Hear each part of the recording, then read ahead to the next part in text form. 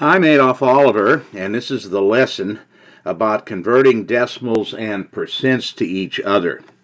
Now, hopefully you remember that to convert a percent to a decimal, you just move the decimal point two places. In fact, converting back and forth between decimals and percents is simply a matter of moving the decimal point. The key, however, is to remember the correct way. So let's start out with an example here. We've got 37.5%. I want to convert this to a decimal. Well, here's the thing that you want to remember.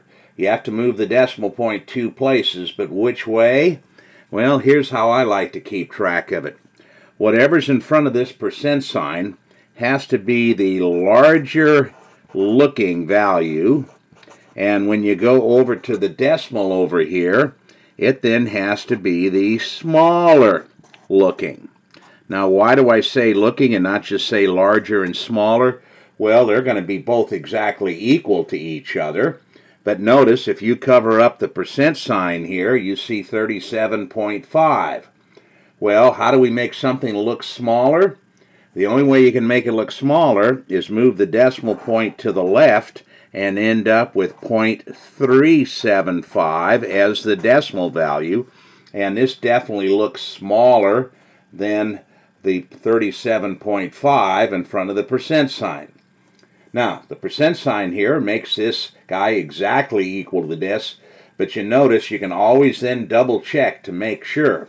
Whenever you have a percent equal to a decimal, make sure that the value in front of the percent sign is larger looking and the decimal is smaller looking, and of course that there's two decimal places that you've moved the decimal point.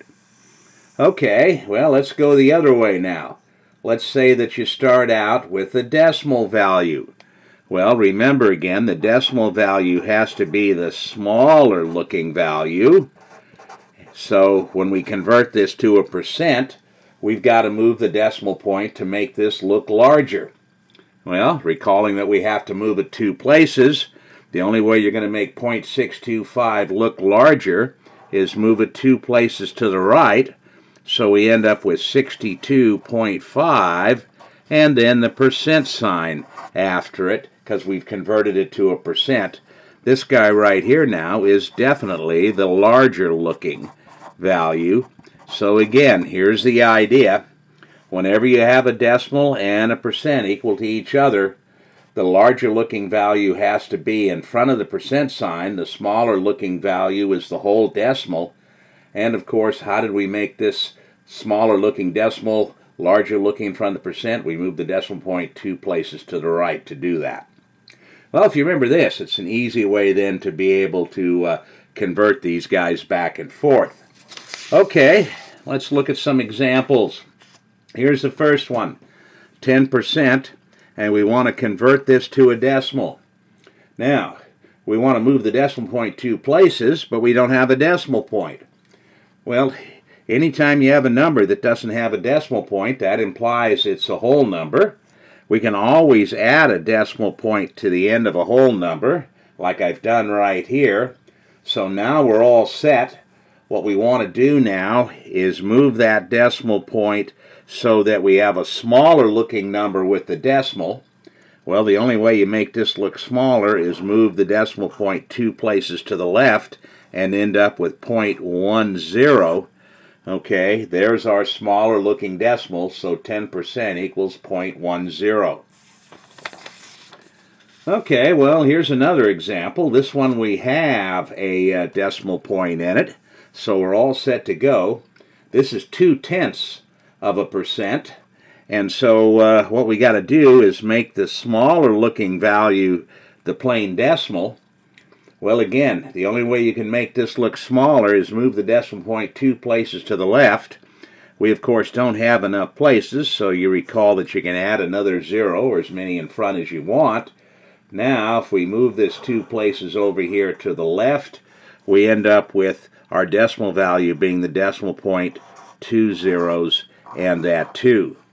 So, again, we had to make a smaller looking number out of this because the decimal is always a smaller looking guy. How did we do it?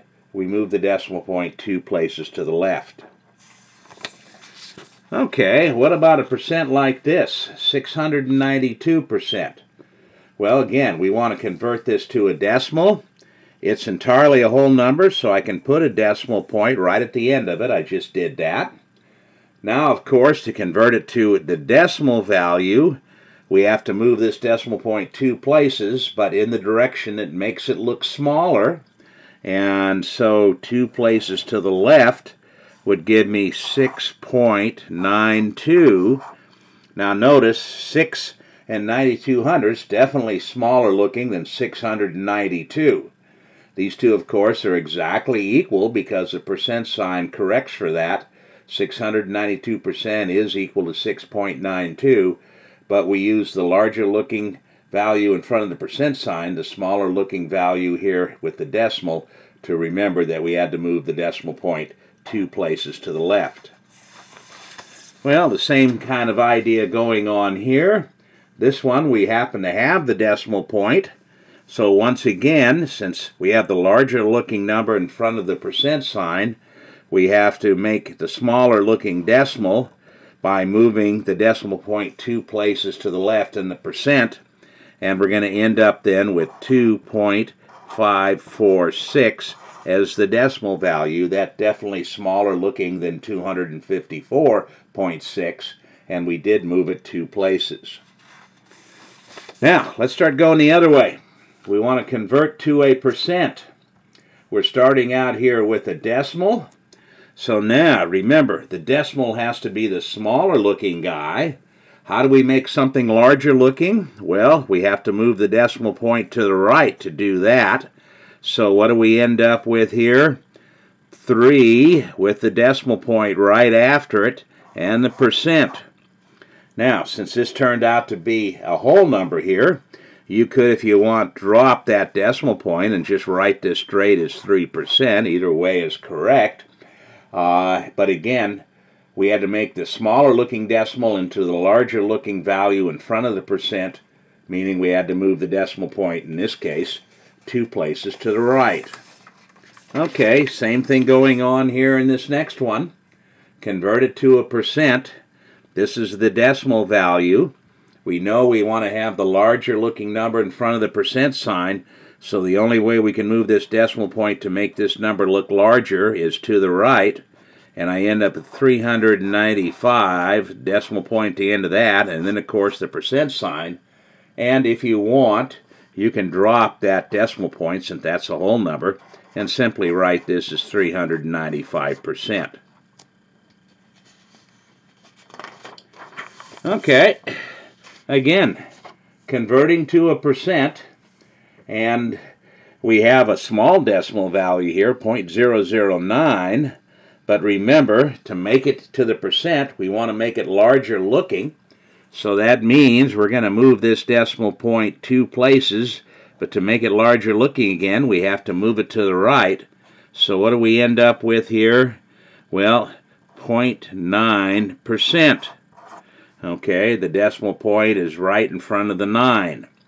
Now, 0.9% here, some people write decimals like this without any zero in front. Other folks like to do this. If there's no value in the ones place, they'll put a 0 there and write it like this.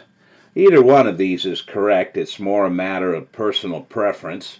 But again, looking at the original problem, we had this decimal value. We wanted to convert it to a percent. We know we have to move the decimal point 2 places. And to make it larger looking, like it should be in front of the percent sign, either way we write it, we had to move the decimal point 2 places to the right. Okay, our last example to take a look at here is, let's just say we convert a whole number to a percent. Well, you can make a decimal value out of a whole number by putting a decimal point after it. And of course, you can always add zeros in the decimal places. 8.00 is still equal to 8. Well, why'd we do that? Well, of course, if we're going to convert this to a percent, we have to move the decimal point 2 places to the right. I needed to add these zeros to get the 2 places, but now we're all set. To make it look larger, I move the decimal point 2 places to the right, and we end up with 800 with the decimal point in percent.